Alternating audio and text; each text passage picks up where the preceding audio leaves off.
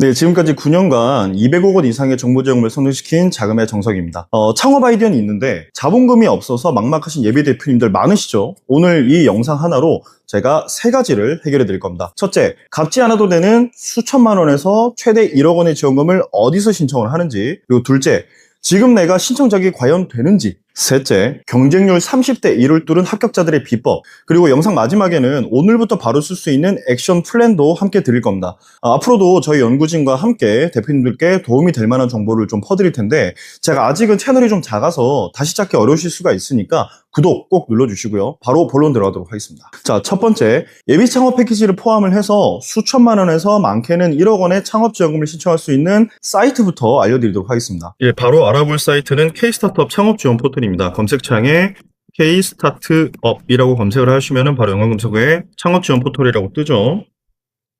검색해서 클릭 들어가시면은, 자, 현재 보이시는 이 사이트 하나에 2026년도 기준으로 수조 원대의 창업 지원 예산이 몰려 있습니다. 중소벤처기업부와 창업진흥원이 운영하는 대한민국 창업지원금의 공식 창구라고 보시면 되고요.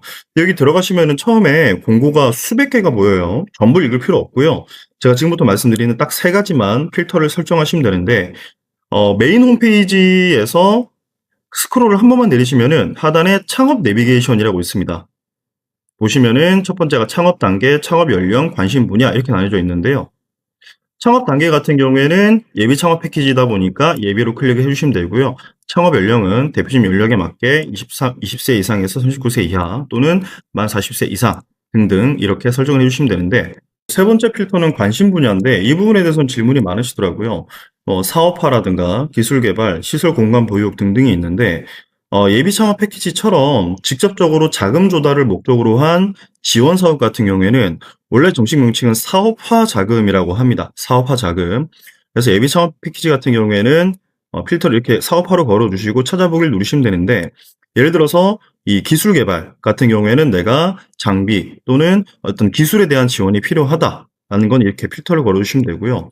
시설 공간 보유 같은 경우에는 내가 사무실이 필요하다, 사무실에 대한 지원이 필요하다라고 한다면 여기서 필터를 거치고 찾아보기를 누르시면 되는데, 오늘 같은 예비 창업 패키지 같은 경우에는 제가 사업화를 걸어놓고 찾아보기를 누르시면 됩니다. 그러면 우측에 보면은 이제 공고가 이렇게 떠 있는데, 이렇게 보면 좀 불편하니까 우측 상단에 공고 더보기를 누르시면은 이렇게 보기 편하게 되어 있고요. 자, 바로 보이시죠? 2026년도 예비 창업 패키지 예비 창업자 모집 수정 공고라고 떠 있습니다. 바로 클릭해서 들어가 볼게요. 보시면은 지원 분야는 사업화 맞고요. 전국 단위로 지금 모집을 하고 있습니다. 창업 협력은 예비 창업자여야 됩니다. 그래서 하단에 조금 내려가 보시면은 접수 바로가기가 들어가 있고요. 여기 같은 경우에는 이게 준비가 되지 않은 상태에서 바로 접수를 하면 안 되니까 요거는 제가 좀 넘어가서 하단에 보시면은, 자, 여기서부터가 중요합니다. 예비 창업 패키지 모집 공고가 있고요. 이거는 필독해야 되는 부분이고, 하지만 다 읽으실 필요는 없습니다. 이건 제가 뒤에 이어서 좀 말씀드릴 거고요. 그 바로 밑에 보면은 예비 창업 패키지 사업계획서 양식, 그리고 증빙 서류, 예비 창업자 증빙 서류라고 해서 이걸 제출해야 될 서류들이 있는데, 예전 같으면은 이 서류들 같은 경우엔 일일이 다 발급을 받아서 접수를 하고 업로드를 했어야 됐는데, 최근에 이게 메타게이트 전송이라고 바뀌었어요. 요거는 제가 뒤에서 이어서 말씀을 드릴 거라 일단 이러한 이제 서류가 있다라고 이해해 주시면 되고요. 그 다음 또 중요한 게 주관기관 소개 자료라고 있습니다. 이 주관기관 소개 자료도 뒤에서 나올 거기 때문에 제가 이어서 말씀을 드리도록 하겠습니다. 자, 여기까지 예비 창업 패키지를 접수하는 사이트를 간단히 좀 알아봤고요. 하지만 여기서 하나 더 꼭 확인하셔야 될 게 있습니다. 바로 예비 창업 패키지 공고 제목에 일반 분야인지 특화 분야인지를 먼저 체크를 하셔야 됩니다. 자, 기준은 간단합니다. 나는 IT 서비스 또는 제품, 그리고 제조, 마지막으로 플랫폼처럼 일반적인 창업 아이템이다. 이러한 분들은 일반 분야로 지원을 하셔야 됩니다. 자, 하지만 반면에 나는 여성 대표다 또는 나는 사회 문제를 해결하는 소셜 벤처라고 있습니다. 이러한 비즈니스 모델이다. 이런 분들은 특화 분야를 노릴 수가 있습니다. 자, 그럼 일반 분야냐, 특화 분야냐? 자, 이게 왜 중요한가? 2026년도 예비 창업 패키지 총 선정 인원은 300명입니다. 300명인데 이게 일반 분야 110명이랑 특화 분야 190명 이렇게 별도 경쟁으로 나뉘어져 있습니다. 즉 일반 분야 지원자분들은 전국 지원자를 다 모아서 110명 안에 들어야 됩니다. 반면에 특화 분야는 해당 조건을 갖춘 그런 분들끼리만 경쟁을 해서 190명을 뽑는 거예요. 특화 분야에 대해서 좀 더 구체적으로 보면 여성 분야는 70명이 선발이고요. 소셜 벤처 분야도 70명, 그리고 사내 벤처라고 있습니다. 대기업에서 분사한 창업팀인데 사내 벤처 같은 경우에는 50팀입니다. 자, 예를 들어서 여성 대표님이신데 일반 분야에만 지원을 하면은 110명을 두고 전국 지원자 전체와 경쟁을 하는 거예요. 하지만 반면에 특화 분야는 지원 조건이 맞는 분들끼리만 경쟁을 하는 별도 경쟁이다 보니까 상대적으로 경쟁률이 낮아지는 효과가 있습니다. 단 여기서 꼭 알고 가셔야 될 게 있는데요. 일반 분야랑 특화 분야는 중복 지원이 안 됩니다.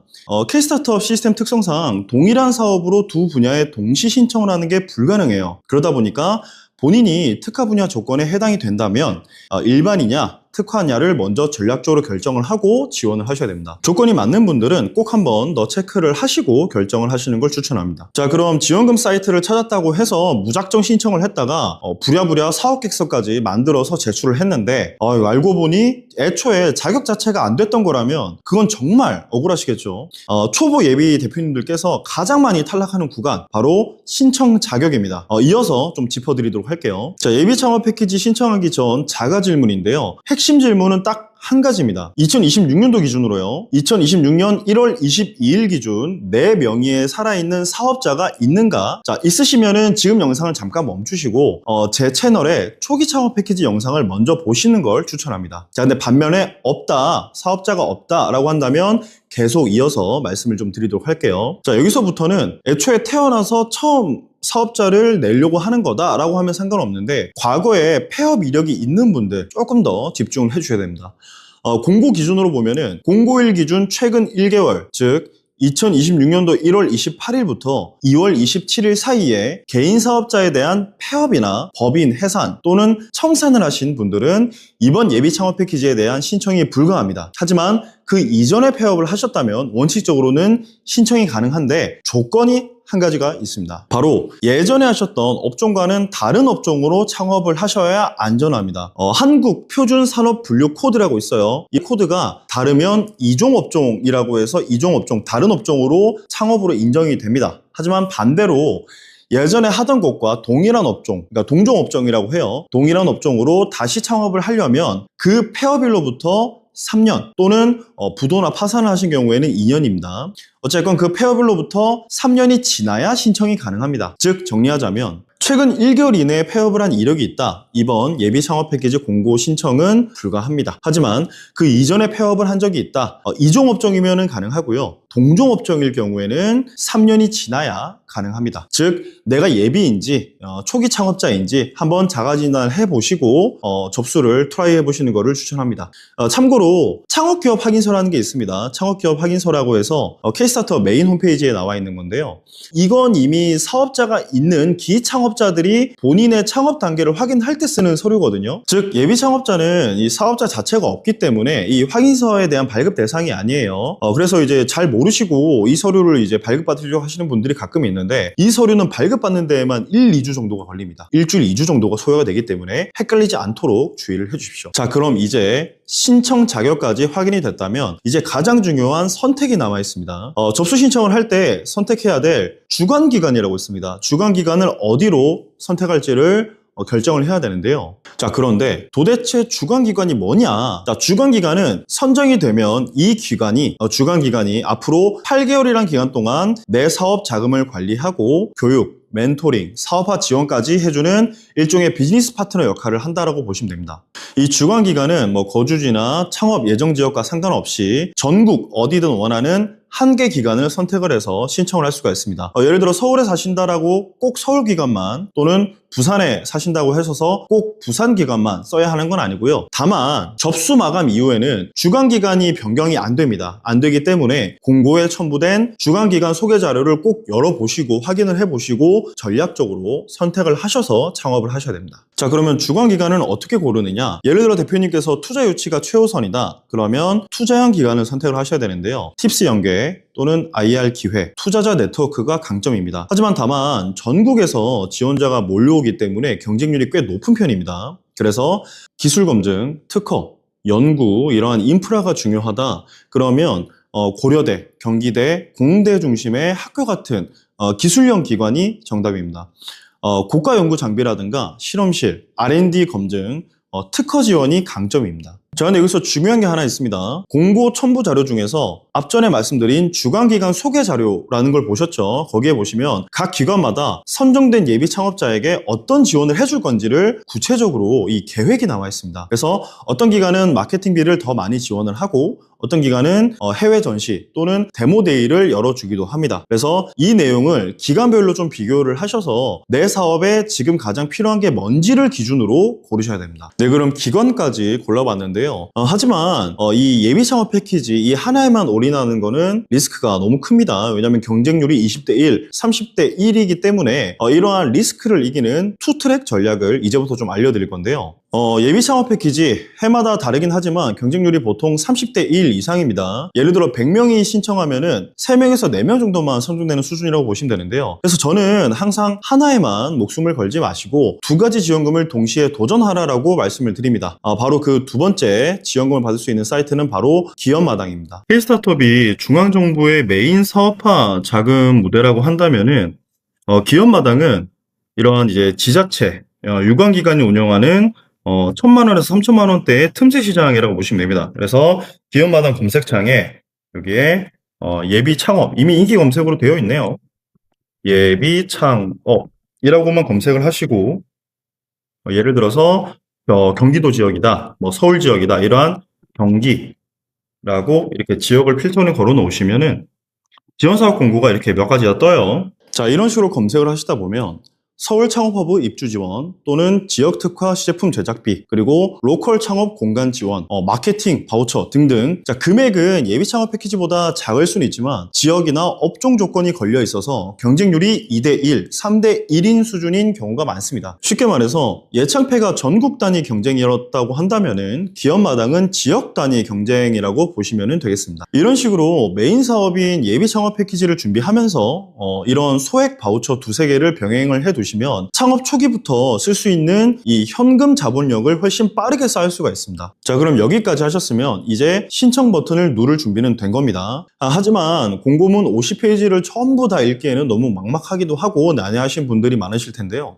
그래서 제가 절대 놓치면 안 되는 핵심 5가지를 정리해 드리도록 하겠습니다. 공고문 50페이지 전부 읽을 필요 없고요. 대신 이 5가지는 반드시 확인을 하셔야 되는데 이 중에 하나라도 걸리면 그 자리에서 탈락입니다. 자, 바로 첫 번째, 세금 체납입니다. 당연한 얘기죠. 국세, 지방세를 체납 중이시면은 원칙적으로 신청이 불가합니다. 다만 징수유예나 체납처분 유예 승인을 받으셨거나 완납을 했다면은 예외가 있을 수가 있으니 접수 마감일 전까지 반드시 정리를 해 두셔야 됩니다. 두 번째, 채무불이행인데요. 쉽게 말해 신용불량이라고 하죠. 금융기관에서 채무불이행으로 규제 중인 상태라고 하신다면은 역시 지원 제외 대상입니다. 마찬가지로 이제 회생 그리고 워크아웃, 채무 변제 등으로 정리가 되어 있다라고 한다면 예외 조항이 있을 수도 있으므로 본인 신용 상태를 반드시 확인을 하셔야 됩니다. 세 번째, 많이 헷갈려 하시는 건데 바로 중복 수혜 금지입니다. 동시 수행 불가에 대한 내용인데요. 공고문 뒤쪽 보면은 동시 수행 불가 창업 지원 사업 목록이라는 서류가 있습니다. 여기 적힌 건 전부 같은 해에 동시에 수행이 불가한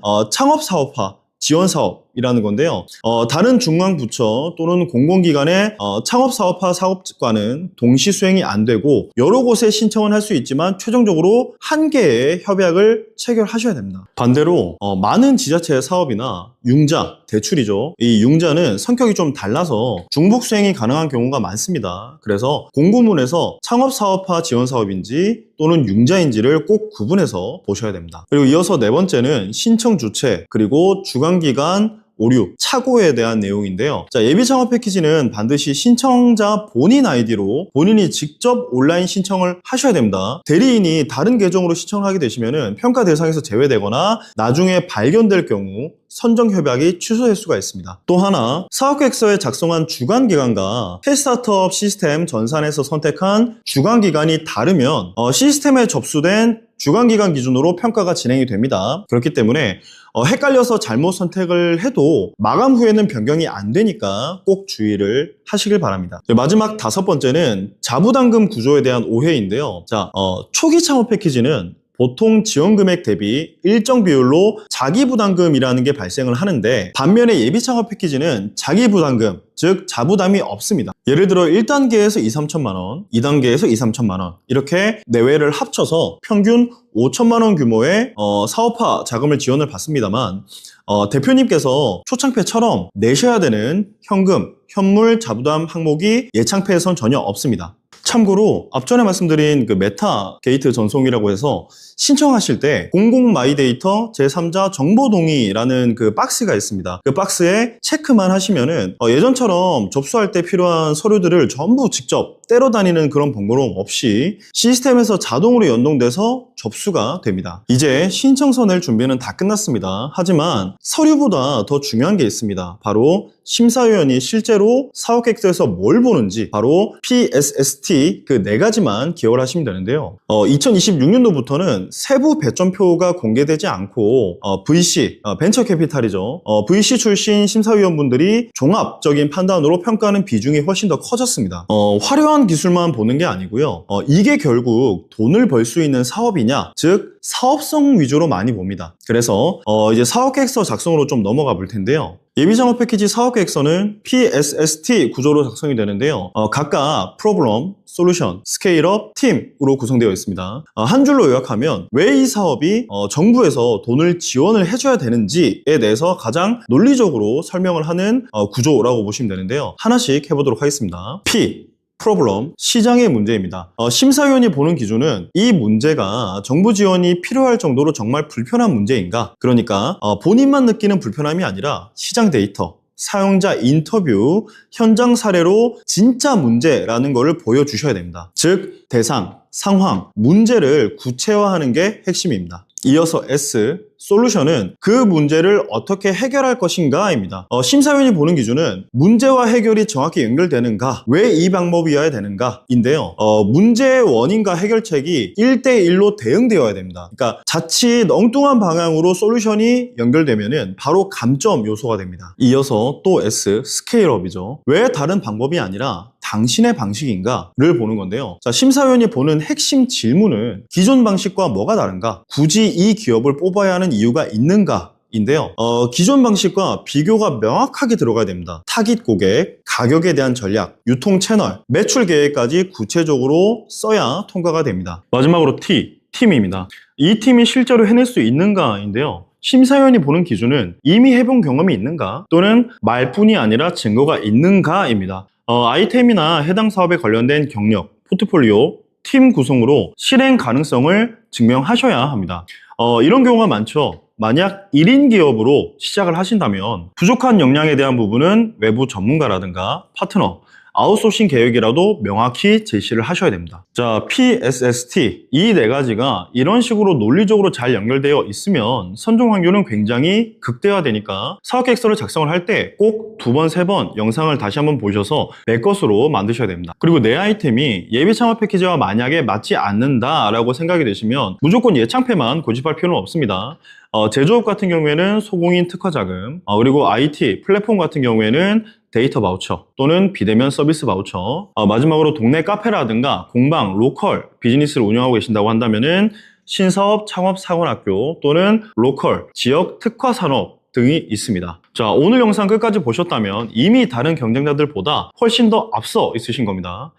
지금 당장 하실 것 제가 3가지를 정리해 드리겠습니다. 우선 오늘 당장 하셔야 될 일인데요. 첫 번째가 K스타트업과 기업마당 사이트를 즐겨찾기 해 놓으시고요. 그리고 2026년도 예비 창업 패키지 공고를 다운로드 받으셔가지고 내 자격, 자가 진단을 해보시는 걸 권유를 합니다. 두 번째, 이번 주 안에 해야 할 일인데요. 관심 있는 주관기관 3곳을 고르셔가지고 주관기관 소개 자료를 꼼꼼히 비교하시고 어떤 기관이 내 사업에 맞는지 투자형, 기술형, 그리고 마케팅 중심으로 정리를 하시는 겁니다. 그리고 마지막 3번째는 국세, 지방세 체납, 금융 채무 불이행 여부에 대해서 정리를 하시고요. 공고 뒤쪽에 보시면은 동시 수행 불가 창업 지원 사업 목록을 필수로 확인을 하시는 겁니다. 그리고 마지막으로 PSST 사업 계획서에 대한 구조로 초안 작성을 먼저 시작을 해보시는 겁니다. 다음 영상에서는 오늘 이 모든 내용을 사업계획서로 녹여내는 PSST 사업계획서 실전 작성법을 공개하도록 하겠습니다. 잊지 마시고 알립 구독 설정을 해놓으시면은 사업계획서뿐만 아니라 앞으로도 여러 가지 자금에 대한 정보를 퍼드릴 거니까요. 꼭 기억을 해주시고요. 지금까지 자금의 정석 장국진이었습니다. 감사합니다.